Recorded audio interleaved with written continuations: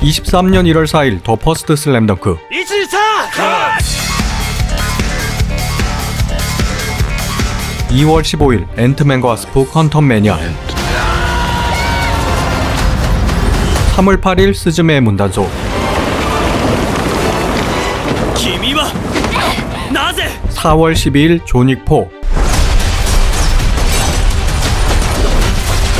5월 31일 범죄도시 3. 지금부터 여기다 탄다. 6월 28일 인디아나 존스 운명의 다이얼 등등 2023년 상반기 국내 개봉 영화 총 790편, 이 중 한국 영화는 319편, 외화는 471편으로 생각보다 훨씬 많은 영화들이 개봉했죠.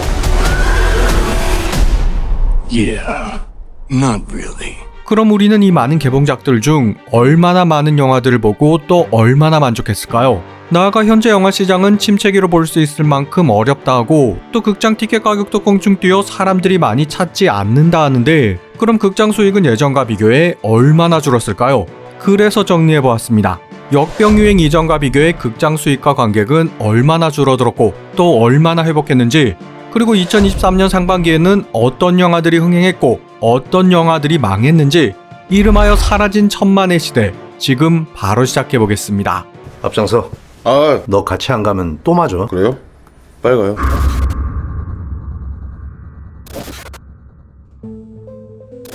먼저 한국 영화 산업 규모는 어떻게 되고 얼마나 발전해왔을까요? 한국영화진흥의 집계에 따르면 2010년 1조 3천억 규모의 한국 영화 산업은 2019년 2조 5천억 규모로 성장.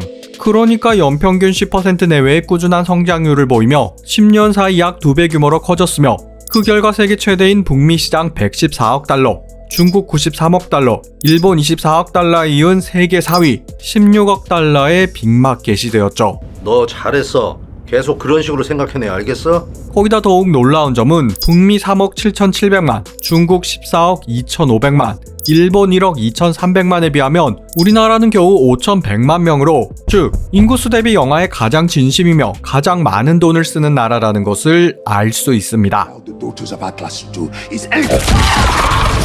또 여기서 매출 구조를 자세히 살펴보면 극장 매출 역시 1조 1,600억에서 1조 9,140억으로 꾸준히 성장했다는 것을 알 수 있는데, 다만 비중은 2010년 88.1%에서 2019년 76.3%로 약 12% 줄었고, 대신 디지털 온라인 매출, 즉 TV 및 인터넷 VOD를 비롯한 OTT 서비스 매출 규모가 1,100억대에서 5,000억대로 급성장. 전체 매출에서도 비중이 8.4%에서 20.3%로 늘었죠. 진짜? 대박! 다시 말해 2019년까지는 극장을 찾는 비중도 지속적으로 늘고 집에서 영화를 즐기는 비중 역시 함께 늘며 전체 영화 시장은 커졌지만, 문제는 2020년부터 시작된 그 망할 역병으로 다른 많은 분야가 그러했듯 영화 시장의 매출도 급감했다는 것입니다. 그럼 영화 시장은 얼마나 줄어들었을까요? 아니 그래서 이거 얼마 될래? 얼마? 이거 얼마인데? 3천이요. 3천? 3천은 너무 싼데?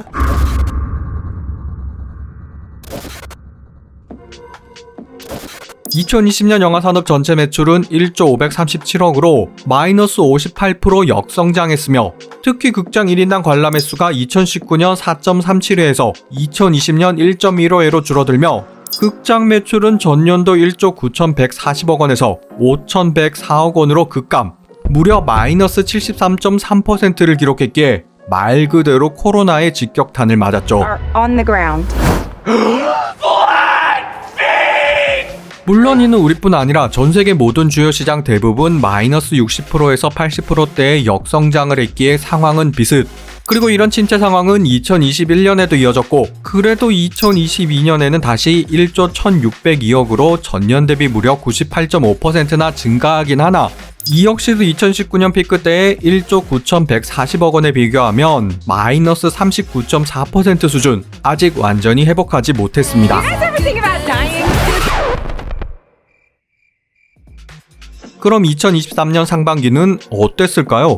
올 상반기 극장 매출은 6,078억 원, 전체 관객수 5,839만 명, 2022년 같은 기간 매출 4,529억 원 대비 34.2% 증가했으나 2019년 매출 9,307억 원 대비로는 마이너스 34.7%로 여전히 완벽한 회복은 아니었습니다. 야, 슬퍼? 똑바로 앉아. 많은 여기서 한국 영화와 외국 영화의 명암이 엇갈렸다는 것으로 2023년 상반기 한국 영화 매출액은 2,122억 원, 외국 영화 매출액은 3,956억 원, 2019년 4,801억 원, 4,506억 원 대비 각각 마이너스 55.8%, 마이너스 12.2% 수준. 그러니까 외화 매출은 거의 다 회복한 데 반해 한국 영화 매출은 여전히 주춤했다는 것.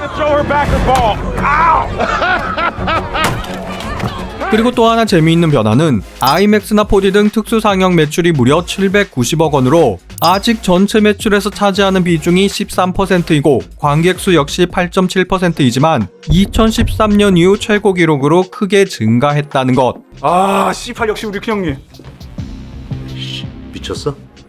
또 당연하겠지만 이런 특수 상영 편수는 한국 영화 7편, 외화는 73편으로 블록버스터가 많은 외화에 대부분 집중되었다는 것을 알 수 있습니다. 그리고 앞서 언급했듯이 디지털 온라인 비중의 증가, 특히 그 중에서도 OTT 시장이 급성장하며 세계 영화 시장에선 2019년 이미 44%의 비중을 차지한 OTT 시장은 2020년 70.8%로 급증, 이어서 2022년에도 61.2%로 극장 비중 31.9%를 아득히 뛰어넘은 상황.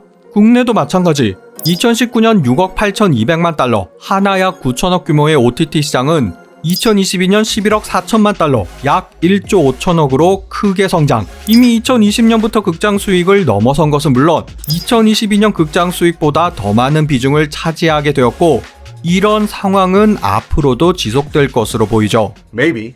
거기다 극장 관람 요금이 2022년 처음으로 1만 원대로 진입. 비록 다른 나라에 비해 상대적으로 저렴하다고는 하나 이제는 좀 부담스러운 가격대가 되었고, 따라서 영화를 선택할 때 신중해질 수밖에 없었습니다. 아, 잠깐만. 다시 말해, 사람들은 이제 극장을 찾는 것을 대신에 넷플릭스 같은 OTT 서비스를 더 선호하게 되었다는 것.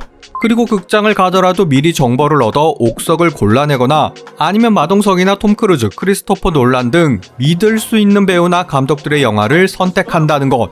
또 이왕이면 돈을 좀 더 주더라도 특수 상영관에서 개봉하는 블록버스터 영화를 점점 더 찾는다는 것이죠. 그럼 우리가 선택한 그 영화들은 무엇인지 이번에는 이를 자세히 알아보겠습니다. 그리고 사실대로 말하면 내가 정상 참작해줄게. 얘기해 빨리.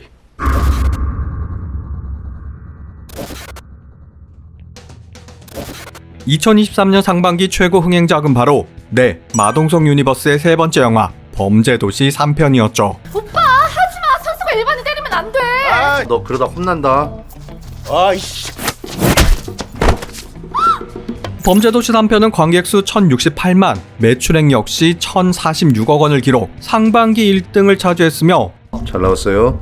비록 전편에 비해 평가와 관객수 모두 조금씩 떨어지긴 했지만 아마 올해 통틀어 1위를 기록할 것으로 예상되기에 한국 영화의 자존심을 지켰습니다.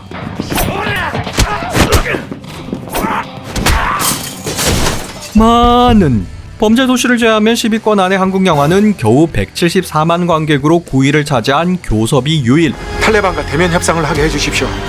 제가 직접 설득해 보겠습니다. 협상이 틀어졌습니다. 그 다음 흥행한 영화 드림이 108만으로 단 3편만이 100만을 넘겼을 뿐.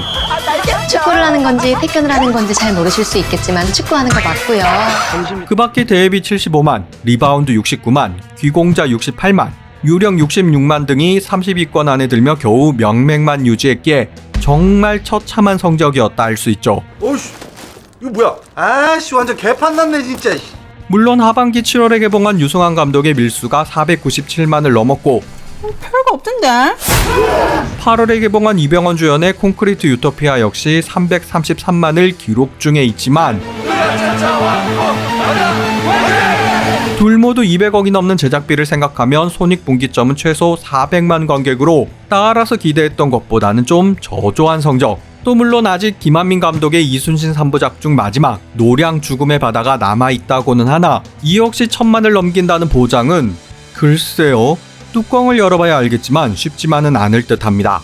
따라서 2019년 무려 1393만의 어벤져스 엔드게임을 제친 1626만 관객의 극한 직업을 비롯 왜 자꾸 장사가 잘 되는데? 아카데미를 휩쓴 기생충 1008만, 엑시트 942만, 그지같은 백두산 629만, 봉오동 전투 478만 등등 300만을 넘긴 영화도 총 9편, 100만을 넘긴 영화는 무려 31편으로 당시 한국 영화의 위상을 생각해 볼 때 지금의 상황이 얼마나 비교되는지 명확히 알 수 있는 부분이죠. 아파. 지금 현재도 굉장히 쓰라린 상태야. 그럼 외아들의 양상은 어떠했을까요? 이번에는 이를 자세히 알아보겠습니다. 야, 이거 금고잖아, 임마. 이런 걸 어떻게 힘으로 열어? 머리를 써야지. 아 이거 열렸다.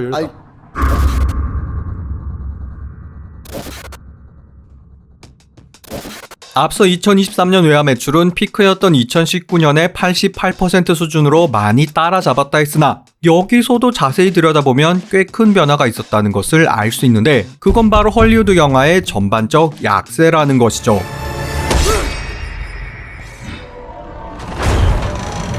먼저 범죄도시 다음으로 2, 3, 4위를 차지한 영화들은 바로 엘리멘탈 705만, 스즈메의 문단속 554만, 더 퍼스트 슬램덩크 472만으로 모두 애니메이션, 특히 일본 애니가 강세였으며 그 다음 5위는 가디언즈 오브 갤럭시 볼륨 3가 420만으로 겨우 마블의 자존심을 지켰으며 6위에는 또다시 애니메이션인 슈퍼마리오 브라더스가 239만, 7위에는 영원히 죽지 않는 조닉4가 192만, 8위에는 무려 10번째 분노의 질주 라이드 오 다이가 177만, 마지막 10위에는 앤트맨과 와스프 퀀텀 매니아가 155만 관객을 기록하며 겨우 순위권에 들었습니다.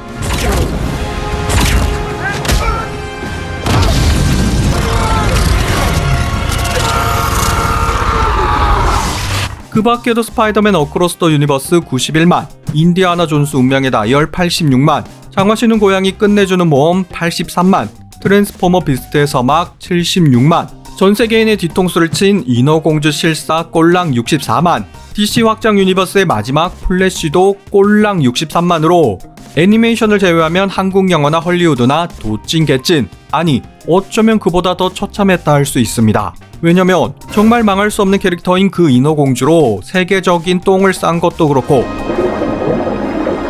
Watch and see. Someday I'll be. 너무 무서워요. 인기 시리즈인 인디아나 존스도 해리슨 포드의 열연에도 불구 마찬가지로 폭망. 7월에 개봉한 미션 임파서블 데드 레코닝 파트 1도 기대에 한참 못 미치는 401만 관중에 그치며 월드박스 오피스 역시 손익분기점도 넘지 못했다는 것. 즉, 초명의 아성마저 무너지며 미션 임파서블 역사상 처음으로 적자를 기록했죠. 추가로 기대를 모았는지는 모르겠으나 바비 역시 겨우 56만으로 대폭망했는데 물론 아직 오펜하이머가 상영 중에 있고 연말에는 듀운 2편 및 아쿠아맨 로스트 킹덤이 남아있다고는 하나 오펜하이머도 현재 240만 관객을 넘겼기에 잘해야 400만 관중을 넘길 듯 보이며 듀운 1편도 국내 관객 154만으로 흥행작은 아니었습니다. 그리고 1편에서 504만 관객을 기록한 아쿠아맨도 크게 기대되지 않는 게 3월에 개봉한 샤잠 신들의 분노 꼴랑 7만 8천, 78만 또 아닌 7만 8천으로 폭망.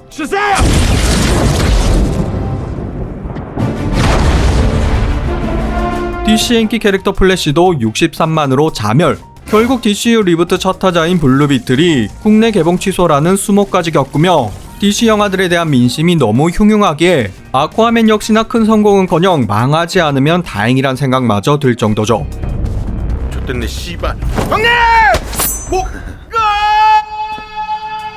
또한 마블 역시 나락으로 떨어진 건 마찬가지. 가디언즈 오브 갤럭시로 겨우 최면 7회나 했을 뿐 가장 중요한 최종 빌런 캉의 본격적인 등장인 앤트맨이 폭망. 거기다 이후 예정된 영화가 가장 우려되는 더 마블스로. DC나 마블이나 이제는 팬들조차 손살이 치는 상황에 놓였고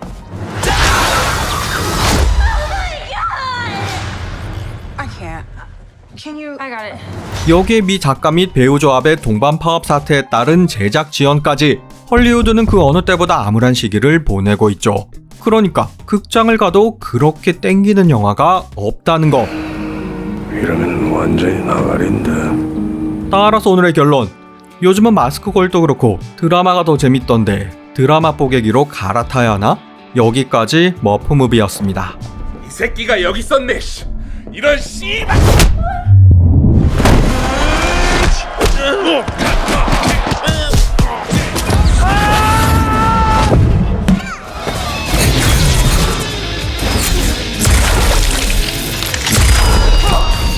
둘이 나누면.